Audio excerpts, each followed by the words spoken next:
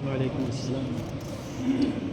जैसे कि हमारे काबिल अधिवक्ता जनाब समी साहब ने बहुत ही तफसील से इन चीज़ों पर रोशनी डाली है और मेरे लिए कुछ खास नहीं बचा है, लेकिन फिर भी मैं भी दो चार बातें बताऊंगा। उसके बाद जो सीएससी सेंटर वाले यहाँ पे तालिब इल्म बैठे हुए हैं उनको प्रैक्टिकली करके हम इस चीज़ को सिखाएंगे, क्योंकि मेन मकसद क्या है ना, इसका मेन मकसद हमारा ये है कि इसको वो लोग सीखें जो लोग इसको इंदराज करा सकते हैं उम्मीद पोर्टल पे। उनको एक ट्रेनिंग सेशन के लिए आज वो मुफ्ती साहब अली जनाब मुफ्ती साहब ने बहुत ही बढ़िया प्रोग्राम यहाँ पे मुनक्कद किया है, तो मैं उनका शुक्रिया अदा करता हूँ। तो मैं शुरू में दो बातें बताऊंगा। जैसे कि सभी जानते हैं कि 7 जून 2025 को भारत सरकार ने पूरे हिंदुस्तान के लिए एक उम्मीद पोर्टल लॉन्च किया था और उसकी लास्ट डेट 5 दिसंबर 2025 रखी गई है, जो कि बहुत करीब आने वाली है। और आज तक का डेटा, आधे घंटे पहले का डेटा हमारा ये है कि जैसे आप जानते हैं 5388 प्रॉपर्टी हमारे उत्तराखंड में है जो कि वक्फ बोर्ड में दर्ज है। वक्फ बोर्ड में हमारी वक्फ संपत्ति का जो डेटा है 5388 प्रॉपर्टी हैं जिनको हमें उम्मीद पोर्टल पर इंदराज कराना है, जिसमें से सिर्फ 957 प्रॉपर्टी इंदराज हुई है अभी आधे घंटा पहले तक, जिसमें कि 303 रिजेक्ट हो गई है और बाकी एक्सेप्ट हुई है, यानी कि 653 एक्सेप्ट हुई है और बाकी रिजेक्ट कर दिया है वक्फ बोर्ड ने। उस रिजेक्शन का क्या कारण है वो भी मैं आपको बताऊंगा। पहले हम बात करते हैं कि हमें वक्फ बोर्ड ने जो उम्मीद पोर्टल जो भारत सरकार ने दिया है वो क्यों दिया है, उसका हमारे क्या इस्तेमाल करना है, क्या मकसद सरकार का है। तो उम्मीद का मतलब हुआ the unified Waqf management efficiency empowerment development act, इसको उम्मीद नाम दिया है।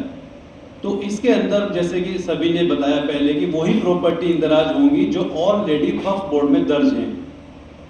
जो वक्फ बोर्ड में दर्ज नहीं है उनको उम्मीद पोर्टल पे हम डाटा लेकर नहीं जाएंगे।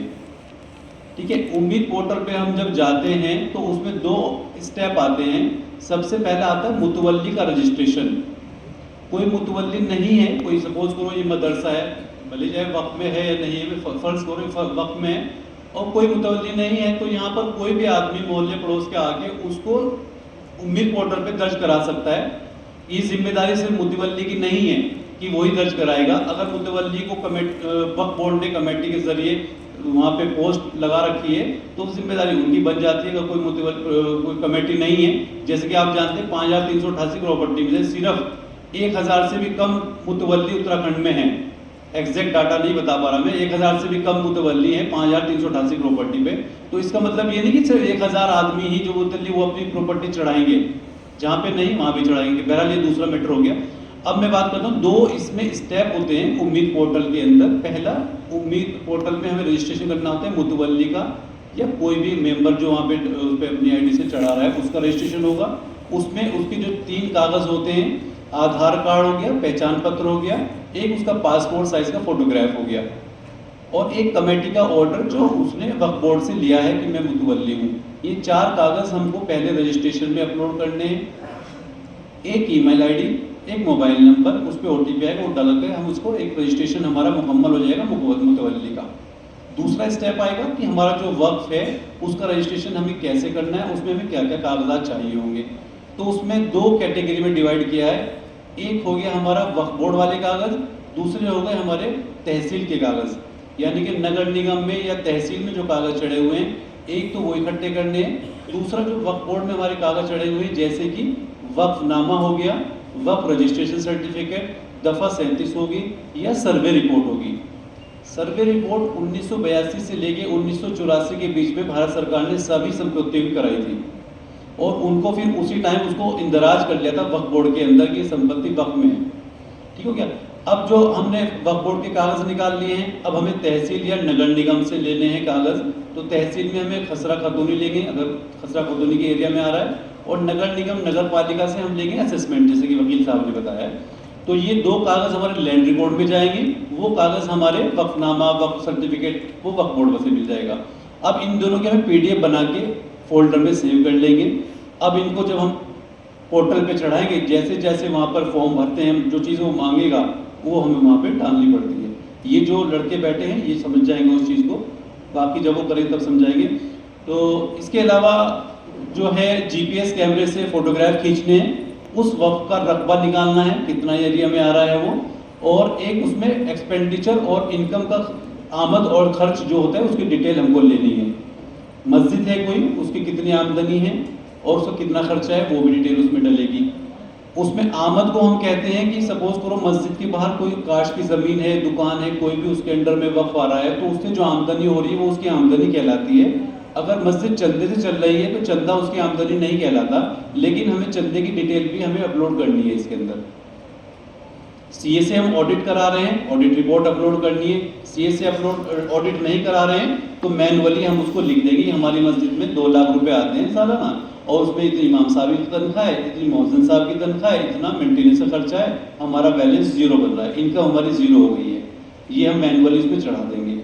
दूसरा एक ऑप्शन भारत सरकार ने इसमें रखा है कि किसी वक्त पर अगर कोई मुकदमेबाजी चल रही है पहले से, उसकी डिटेल भी हम इसमें डालेंगे। लिटिगेशन होगा, इंक्रोचमेंट होगा, अगर आपने इसको इंक्रोचमेंट किया हुआ है, किसी ने कब्जा किया हुआ है तो उसकी डिटेल भी इस पे डाल देंगे। फिर वक्फ बोर्ड की जिम्मेदारी आती है, वो उस केस को ऑलरेडी लड़ भी रहा होगा तो भारत सरकार की नॉलेज में आएगा, क्योंकि ये डाटा सारा दिल्ली जा रहा है, हमारा भारत सरकार पास डाटा जा रहा है, वो फिर इसको देखेगा कि किसने कब्जा किया है, क्या मुकदमा चल रहा है, तो वो प्रोसीडिंग में चले जाएगा उसमें ना।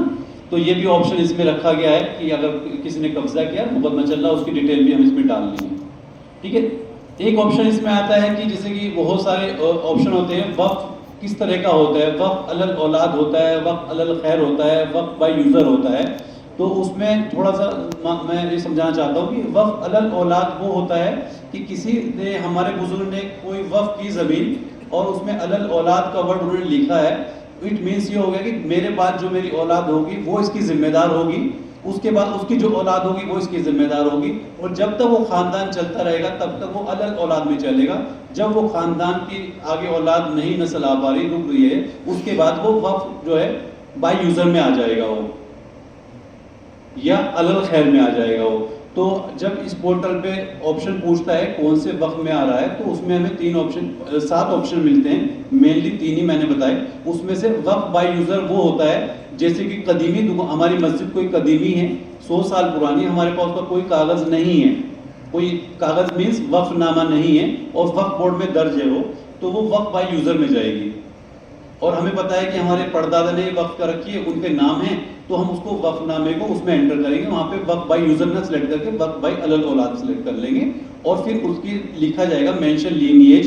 इट मीन्स उसके जो खानदान चला रहा है, कितने बच्चे हैं, उन सब की डिटेल भी वो पोर्टल में मांगता है कि जब हमारे दादा ने दी थी, दादा के कितने बच्चे थे, उनके कितने बच्चे थे, उनके कितने बच्चे थे, पूरा खानदान का शजरा इसमें लिखा जाता है अगर हम अलल औलाद को चूज करते हैं ऑप्शन को। और अगर हम वक्त बाय यूजर कि हमारे पास डाटा नहीं है, किसी ने वक्त करी है, पुरानी चली आ रही है, तो वक्त बाय यूजर है, उसमें किसी की डिटेल नहीं मांगता, कोई डेट नहीं मांगता। डेट मांगता है डेट ऑफ क्रिएशन वक्फ, वो तब देंगे जब अलल औलाद, हमारे पास पता है कि परदादा ने 1855 में वक्फ किया, तो वो डेट डल जाएगी। हमारे पास कोई डेट नहीं है तो वहाँ डेट मैंडेटरी नहीं होगी अगर हम वक्त बाय यूजर चूज करेंगे। इधर फिर ऑप्शन आएगा तुम्हारा वक्फ रजिस्ट्रेशन डेट, इसमें बहुत मिस्टेक करते हैं। वक्फ रजिस्ट्रेशन डेट में हमें वो डेट डालनी है जब हमारा वक्फ बोर्ड में इंदराज हुआ। वक्फ बोर्ड ने जब ये माना कि ये आपका वक्फ बोर्ड में रजिस्टर्ड हो गया, जिस रोज हुआ वो डेट हमारी वक्फ रजिस्ट्रेशन डेट में एंटर होगी। जब प्रैक्टिकली करेंगे ज़्यादा क्लियर होगा। तो ये कुछ ऑप्शन है जो मेन मैंने बताए, बाकी प्रैक्टिकली करेंगे ज़्यादा समझ में आएगा। आप सब लोग माशाल्लाह काबिल एहतराम लोग बैठे हैं, आप सब समझ रहे हैं कि वक्फ पोर्टल का मकसद क्या है सरकार का, और इसमें हमें क्या करना है। मैंने बताया डाटा सुन के अभी आधा घंटा पहले मुझे बहुत अफसोस हुआ कि 5388 प्रॉपर्टी में से सिर्फ 957 प्रॉपर्टी का ही रजिस्ट्रेशन आज तक हमारा हुआ है पोर्टल पे। तो हम लोग गुमराह, हम लोग सो रहे हैं, क्या कर रहे हैं, सरकार ने दे दिया 6 महीने पहले एक पोर्टल, हमें तो जाग जाना चाहिए था, लेकिन ये हमारे उलेमाओं की मेहनत है। दारुल उलूम देवबंद में मुझको मौलाना मोहम्मद मदनी साहब ने बुलाया, 5 दिन पहले प्रोग्राम हुआ, जितनी तादाद माशाल्लाह यहाँ पे इससे भी आधे लोग वहाँ पर थे, सिर्फ 5 लोग सीएससी सेंटर से आए थे। यहाँ तो माशाल्लाह मुफ्ती साहब ने पूरा मेला लगा रखा है, तो इनकी तारीफ जितनी की जाए उतनी कम है। तो जोश हमारे खित्ते में ज़्यादा नज़र आ रहा है कि लोग बाग इसको लेके फिक्रमंद है। और ये होनी भी चाहिए। हमारे पुराने दादा अजदाद की ज़मीन चली आ रही है, सरकार की इस पर गिद्ध दृष्टि है, तो हमें उसको उसे बचाना है। बचाने का रास्ता भी सरकार ने बता दिया है। साफ लफ्ज़ों में उसने कहा है कि अगर आप इसको उम्मीद पोर्टल पे चढ़ा लेंगे तो ये वक्फ की संपत्ति आपकी है, नहीं चढ़ाएंगे तो संपत्ति हमारी हो जाएगी। तो हम चीज़ को इसको फिक्र करना है। जो लोग कंप्यूटर से अवेयर नहीं हैं, बिल्कुल भी नहीं जानते, उनको भी जानना पड़ेगा। उसके लिए एक यूट्यूब चैनल पे मैंने रात में 3 बजे एक वीडियो डाली है बनाकर, आप उसको देखें, समझें। भले ही आप प्रैक्टिकल ना करें, लेकिन आपकी नॉलेज में होनी चाहिए कि क्या सरकार मांग रही है, उसका प्रोसेस क्या रखा है सरकार ने। शायान वारिस के नाम से एक चैनल है, उस पर आप देखेंगे तो उस पर पूरा प्रोसेस आएगा। वही चीज़ प्रोसेस में आज यहाँ बच्चों को बताऊंगा जो कंप्यूटर जानते हैं। और इंशाल्लाह मैं अपना नंबर भी दूंगा, जिन जिन बच्चों को, जिनको भी लोगों को कोई दिक्कत आती है वो मुझसे रब्ता करें। 24 घंटे मेरा फ़ोन ऑन है इस मकसद के लिए। 5 दिसंबर की मेहनत है हम सब लोगों की कि एक आदमी कितना काम से कर सकता है। अब हमारे हेल्पिंग हैंड बनेंगे, ये बच्चे आए हैं, ये और कस्बों में जाएंगे, देहात में जाएंगे, वहाँ पे लोगों के रजिस्ट्रेशन करेंगे, कितना फ़ायदा होगा। अभी भी रुड़की में बैठा हूँ, मैं फ़ोन करके बुलाता हूँ, जो आते हैं बैठे हैं, तौफीक आलम साहब बैठे हैं, अब्दुल्लब साहब बैठे हैं, बेचारे 2-2 3-3 चक्कर लगाए इन्होंने, कागज़ इकट्ठे किए, घोसीपुरा से आते हैं, 3 चक्कर ले, कल जाके इनका काम पूरा हुआ। पोर्टल में बहुत बड़ी दिक्कत आ रही है। पोर्टल में जो डाटा हम फीड करते हैं वो डाटा चेकों को नहीं मिल पा रहा है। इसकी भी शिकायत हमने दिल्ली में जो पोर्टल से जुड़े हुए हैं ग्रुप के अंदर, उस जो सॉफ्टवेयर कंपनी ने बनाया है, उस कंपनी को हमने कई बार आगाह किया है, सरकार को आगाह किया है कि जो पोर्टल आपने बनाया है वो डाटा, जैसे कि अभी मैंने बताया 300 एप्लीकेशन रिजेक्ट हुई है हमारी, सिर्फ इस वजह से रिजेक्ट हुई है कि वो कभी कभी डाटा हमारा रीड नहीं कर पाता। हमने डिस्ट्रिक्ट हरिद्वार लिखा, फॉर्म में बहुत सारी चीज़ें लिखी आती हैं, जब चेकर उसको चेक कर रहा है तो वहाँ पे हरिद्वार नहीं दिख रहा, उसको वहाँ सिर्फ 1 लिखा आ रहा है। हम कह रहे हैं हमने हरिद्वार लिखा और नहीं, उसने हमारी फाइल रिजेक्ट कर दी। तो इसकी शिकायत करी, लेकिन अभी तक इसका सॉल्यूशन नहीं निकल पाया है। तो ये दिक्कतें भी आ रही हैं। हो सकता है सरकार की इसमें कोई मंशा हो कि जितना लेट करें उतना अच्छा, कम से कम इनकी एंट्री चढ़ें और हमारा फ़ायदा हो।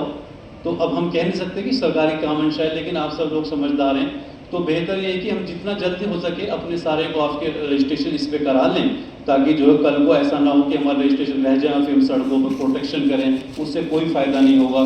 बहुत गैर मुस्लिम लोग भी अपील कर रहे हैं यूट्यूब पर कि आपको टाइम दिया गया है सरकार ने, आप क्यों सो रहे हैं, आप इसको करें, क्यों सो रहे हैं। गैर मुस्लिम लोग, विनय दुबे नाम के एक शख्स हैं, बहुत से यूट्यूबर हैं, वो अपील कर रहे हैं, भाई कहाँ हो तुम, क्यों नहीं कर रहे हो। अब हम खुद इस चीज़ का आप सोच रहे हैं, 5-5.5 के लोग प्रॉपर्टी, 1000 की एंट्री नहीं हो पाई अभी तक हमारी। जुलाई से वक्फ बोर्ड भी ट्रेनिंग दे रहा है, 31 अगस्त में वक्फ बोर्ड ने बुलाया ट्रेनिंग के लिए, लेकिन हम लोग गए भी नहीं भी गए, कोई फ़ायदा मुझे नज़र नहीं आया उनका। तो बहरहाल हमारा फ़र्ज़ बनता है, वक्फ बोर्ड ने एक चीज़ हमें बता दी कि ऐसे करना है, उन्होंने हमको अपॉइंट कर दिया है, या जो भी कहते हैं कह दिया कि आप इनकी हेल्प करो। तो अब हम लोगों का फ़र्ज़ है इस काम को जितनी जल्दी हो जाए कर लें, ताकि तफसील से मैं आपको इनको बता दूँगा। आपको जो चीज़ बतानी मैं बता चुका हूँ, बाकी आप यूट्यूब चैनल पर उसको तफसील से देख सकते हैं।